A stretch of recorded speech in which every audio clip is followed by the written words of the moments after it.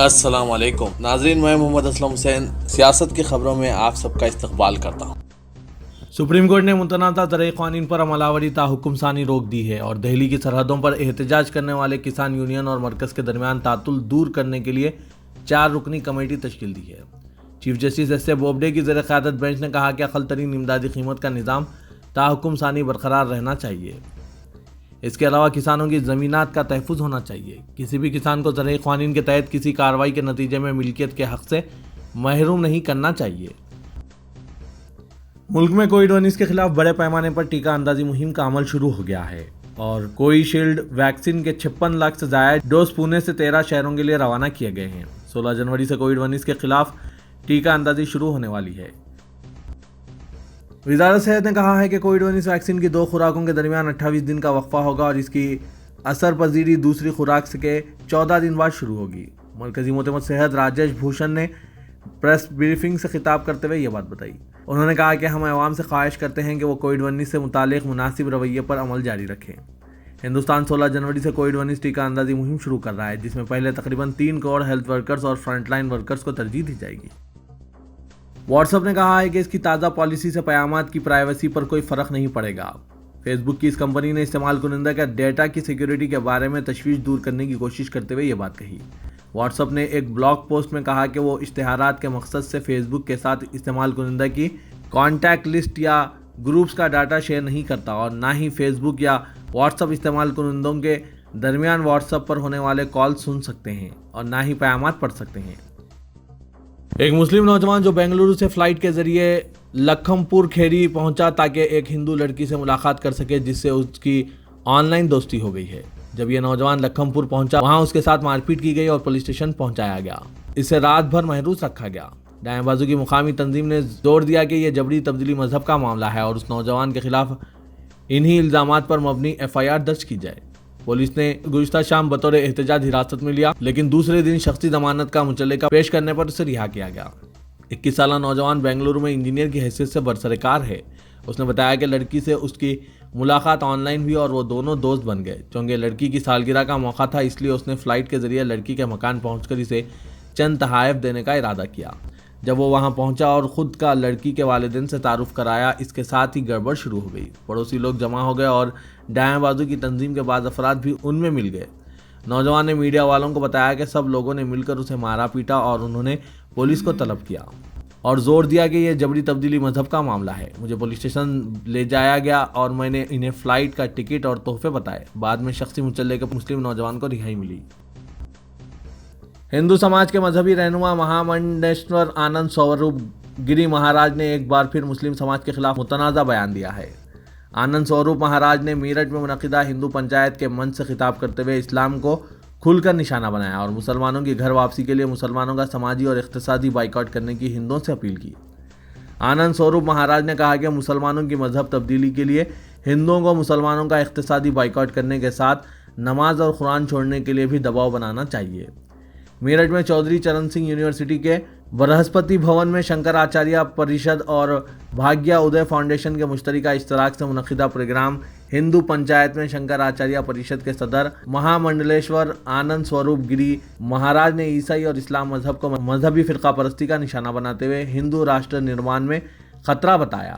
آنند سوروپ مہاراج نے کہا کہ آئندہ 4 سال میں ہندوستان ہندو راشٹر بن جائے گا اور اس کے ساتھ ہی ہندوؤں کو دھرم یدھ کے لیے تیار رہنا چاہیے۔ وزیر اعظم نریندر مودی نے کہا کہ ہندوستانی سیاست میں بدعنوانی کی جگہ ایمانداری اور کارکردگی کو مقام مل رہا ہے اور ملک کے نوجوانوں کو خاندانی بنیاد پر مبنی سیاست کے خاتمے اور جمہوری روایت کے تحفظ کے لیے آگے آنا چاہیے۔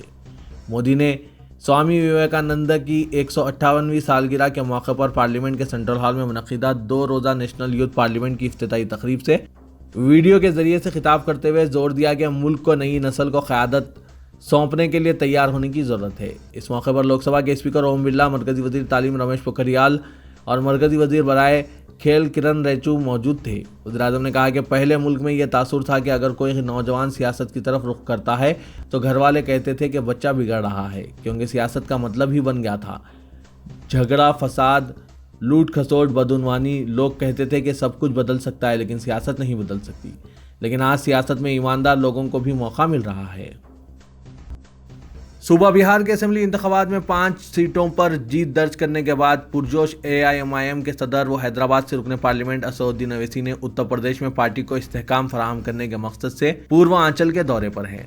وہ یوگی آدتیہ ناتھ کی کابینہ میں سابق وزیر رہے اوم پرکاش راج بھر سے مل کر آگے کی ممکنہ حکمت عملی پر تبادلہ خیال کریں گے۔ اوم پرکاش کی دعوت پر جونپور پہنچنے کے لیے AIMIM صدر وارانسی کے بابت پور ایئرپورٹ پہنچے تھے۔ اسدالدین اویسی جونپور کے علاوہ اعظم گڑھ اور میو میں بھی کارکنوں کے ساتھ میٹنگ کریں گے۔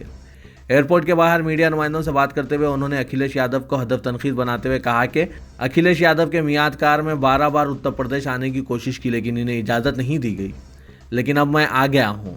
میری پارٹی کا اوم پرکاش راج بھر کی پارٹی سے اتحاد ہوا ہے۔ اویسی نے کہا کہ میں دوستی نبھانے آیا ہوں۔ اویسی نے کہا کہ ریاست میں سابق حکمراں جماعت سماجوادی پارٹی نے اپنے میعاد کار میں مسلمانوں کو صرف ووٹ بینک کے طور پر استعمال کیا اور ان کی ترقی و فلاح بہبود کے لیے کوئی بھی اقدام نہیں کیا گیا۔ احتجاجی کسان تنظیموں نے آج 2 ٹوک انداز میں کہا کہ وہ سپریم کورٹ کی تشکیل کردہ کمیٹی کے سامنے ہرگز پیش نہیں ہوں گے کیونکہ یہ کمیٹی موافق حکومت ہے۔ زرعی قوانین کی منسوخی کے علاوہ انہیں کوئی بھی فیصلہ منظور نہیں۔ سنگھو سرحد پر کسان لیڈر راجیوال نے پریس کانفرنس سے خطاب کرتے ہوئے کہا کہ کمیٹی میں شامل ارکان کی غیر جانبداری مشکوک ہے۔ کسانوں نے سپریم کورٹ سے کبھی بھی کمیٹی کی تشکیل کا مطالبہ نہیں کیا تاکہ یہ مسئلہ حل ہو جائے۔ امریکی حکام کیپٹل بل تشدد کے تناظر میں جو بائیڈن کی حلف برداری تقریب کی سیکیورٹی کے لیے فوج کو تعینات کر رہے ہیں، جبکہ FBI نے 20 جنوری تک ملکی سطح پر منصوبہ بند مظاہروں کے تئیں انتباہ دیا ہے۔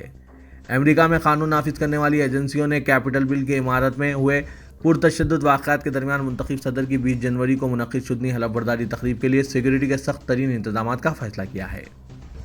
نومنتخب امریکی صدر جو بائیڈن نے کورونا ویکسین کی دوسری خوراک بھی لے لی ہے۔ جو بائیڈن نے 20 جنوری کو حلف برداری کے موقع پر ممکنہ ہنگامہ آرائی کے سوال پر کہا کہ انہیں کھلے مقام پر حلف لینے میں کوئی خوف نہیں۔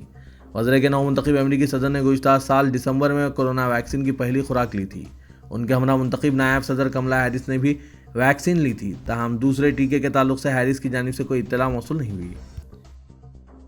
ترک صدر رجب طیب اردوغان نے کہا کہ وہ یورپی یونین کے ساتھ تعلقات کو بہتر بنانا چاہتے ہیں اور 27 ممالک کے اس بلاک سے اسی طرح کی خیرسگالی کی توقع رکھتے ہیں۔ تلنگانہ میں ریاستی وزیر بلدی نظم و نسق KTR نے آج شہر حیدرآباد میں مفت پینے کے پانی کی اسکیم کا افتتاح کرتے ہوئے کہا کہ حکومت کی اس اسکیم سے عوام کو 19 کروڑ 92 لاکھ روپے کی بچت ہوگی اور ساتھ ہی گریٹر حیدرآباد میں آئندہ 28 سال یعنی 2048 تک پینے کے پانی کی کوئی قلت نہیں رہے گی۔ اسمبلی حلقے جوبلی ہلز کے رحمت نگر میں واقع PR ہلز میں وزیر بلدی نظم و نسق نے ماہانہ 20,000 لیٹر مفت پانی سربراہ کرنے کی اسکیم کا آغاز کیا۔ اس موقع پر ریاستی وزراء محمد محمود علی، ٹی سرینواس یادو، ملا ریڈی، رکن اسمبلی M Gopinath, mayor B Ram Mohan, deputy mayor Baba فصیح الدین، چیف سیکریٹری سومیش کمار کے علاوہ دوسرے قائدین و عہدیدار موجود تھے۔ اس موقع پر منعقدہ ایک تقریب سے خطاب کرتے ہوئے KTR نے کہا کہ گریٹر حیدرآباد کے عوام کے لیے 2 دن قبل سنکرانتی تہوار آ گیا ہے۔ وہ جب طالب علم تھے تب دیکھتے تھے خواتین پانی کی قلت کے خلاف خالی گھڑوں سے حیدرآباد میٹرو واٹر ورکس کے دفتر پر احتجاجی مظاہرہ کیا کرتے تھے، لیکن اب حالت مفت پانی سربراہ کرنے تک پہنچ گئی ہے۔ چیف منسٹر KCR نے GHMC انتخابات میں شہریوں کو ماہانہ 20,000 لیٹر پانی مفت دینے کا اعلان کیا تھا، جس کا آغاز ہو گیا ہے۔ کووڈ ویکسین کی پہلی کھیپ آج پونے سے حیدرآباد پہنچ چکی ہے۔ پہلے مرحلے میں ہیلتھ ورکرز اور فرنٹ لائن ورکرز کو یہ ٹیکے دیے جائیں گے۔ مرکزی حکومت نے پہلے ہی یہ اعلان کیا ہے کہ اس ٹیکے کے مصارف ریاستیں نہیں بلکہ مرکزی حکومت برداشت کرے گی۔ ویکسین کی پہلی کھیپ کو حیدرآباد کے شمشاباد ایئرپورٹ سے دفتر ڈائریکٹر پبلک ہیلتھ کوٹھی منتقل کیا گیا۔ بعد ازاں 16 جنوری تک اس ویکسین کو ریاست کے مختلف مقامات منتقل کیا جائے گا۔ حکومت کی پرانے شہر سے لاتعلقی اور بے اعتنائی کی کئی مثالیں موجود ہیں اور اب حالت یہ ہو چکی ہے کہ پرانے شہر کی ترقی اور منصوبہ بندی کے لیے قائم ادارے کے ملازمین کو بھی تنخواہوں سے محروم رکھا جانے لگا ہے اور ان کے لیے کوئی آواز اٹھانے والا نہیں ہے۔ Quli Qutb Shah urban development authority کی حالت انتہائی ناگفتابہ ہوتی جا رہی ہے اور اس ادارے کے عہدیداروں کی حالت ابتر ہونے لگی ہے۔ ادارے کی کارکردگی بری طرح متاثر ہے اور کوئی کام ادارے کے ذریعے ممکن نہیں ہو پا رہا ہے، جس کی بنیادی وجہ فنڈز کی قلت ہے۔ پرانے شہر میں اس ادارے کے ذریعے ترقیاتی کاموں کے آغاز اور ترقی کی منصوبے کے لیے قائم ادارے کے ملازمین 2 ماہ سے تنخواہوں سے محروم ہیں۔ کہا جا رہا ہے کہ Quli Qutb Shah urban development authority کے ملازمین کی تنخواہوں کی فائل محکمہ فائنانس میں زیر التواء ہے اور اس کی یکسوئی پر عدم توجہ سے ملازمین میں ناراضگی پائی جا رہی ہے۔ دونوں شہروں میں انجام دیے جانے والے ترقیاتی کاموں کی تفصیلات سے عوام واقف ہیں اور یہ جانتے ہیں کہ پرانے شہر میں کاموں کی تکمیل کے لیے کتنا وقت درکار ہوتا ہے اور نئے شہر میں کاموں کی رفتار کیا ہوتی ہے۔ اسی طرح پرانے شہر کی ترقی کے لیے مخصوص سرکاری ادارے کے ملازمین کے ساتھ सरकारी मुलाजमीन जैसा बर्ताव नहीं किया जा रहा है, बल्कि ये तासुर दिया जा रहा है कि वो सरकारी मुलाजमीन की तरह तनख्वाह भी वक्त पर हासिल करने के मिजाज नहीं है। अथॉरिटी में 168 मुलाजमीन हैं, जिनमें 65 बाकायदा मुलाजमीन हैं और इनकी तनख्वाहें जो 7 करोड़ अदा शुदनी है, इसकी फाइल महकमा फाइनेंस में ज़ेर इल्तवा है। हैदराबाद की तारीखी मक्का मस्जिद के तामीरी व मरम्मती कामों का तकरीबन 1 साल बाद दोबारा आगाज़ हुआ है और इस बात की कोई ज़मानत नहीं है कि रमज़ान मुबारक तक ये काम मुकम्मल कर लिए जाएंगे। हुकूमत की अदम दिलचस्पी और ओहदेदारों की नाअहली के नतीजे में गुज़िश्ता 2 सालों से तारीखी मक्का मस्जिद के तामीरी और मरम्मती काम तातुल का शिकार हैं और जिन इदारों को ये काम अलॉट किया गया था वो लॉकडाउन से कबल ही काम छोड़कर चले गए। बताया जाता है कि आर्कोलॉजिकल सर्वे ऑफ इंडिया ने नए कॉन्ट्रैक्टर को ये काम हवाले किया है, जिसने मकबरा, मदरसा और गेट की तज़य्युनों का काम अंजाम दिया था। तेलंगाना के वज़ीर अफ़ज़ाइश मवेशियां श्रीनिवास यादव ने कहा कि तेलंगाना में बर्ड फ्लू की कोई अलामत नहीं है। पोल्ट्री इंडस्ट्री को हुकूमत की हर तरह की मदद रहेगी। उन्होंने आज बर्ड फ्लू को रोकने के लिए एक आला सतही इजलास मुनक़िद किया, जिसमें वज़ीर सेहत इटला राजेंद्र, रुकन पार्लियामेंट रंजीत रेड्डी और पोल्ट्री इंडस्ट्रीज़ के नुमाइंदों, साइंसदानों, वेटरनरी डॉक्टर्स और आला अहदेदारों ने शिरकत की। इस इजलास में बर्ड फ्लू से रियासत को महफूज रखने के लिए एहतियाती इक़दामात की हिकमत अमली पर तबादला ख्याल किया गया। इजलास के बाद मीडिया से बात करते हुए श्रीनिवास यादव ने कहा कि तेलंगाना की पोल्ट्री इंडस्ट्री को मुल्क भर में 3रा मुकाम हासिल है। यहाँ से दीगर रियासतों और ममालिक को पोल्ट्री एक्सपोर्ट किया जाता है। चिकन, अंडे के खाने से कोई नुकसान नहीं है, हमें इससे प्रोटीन हासिल होता है। दीगर रियासतों में बर्ड फ्लू की वबा शुरू होने की इत्तलात के साथ ही चीफ मिनिस्टर चंद्रशेखर राव की हिदायत पर रियासत में चौकसी अख्तियार की गई है। इसके लिए 1300 रैपिड रेस्पॉन्स टीमों को तश्कील दिया गया है।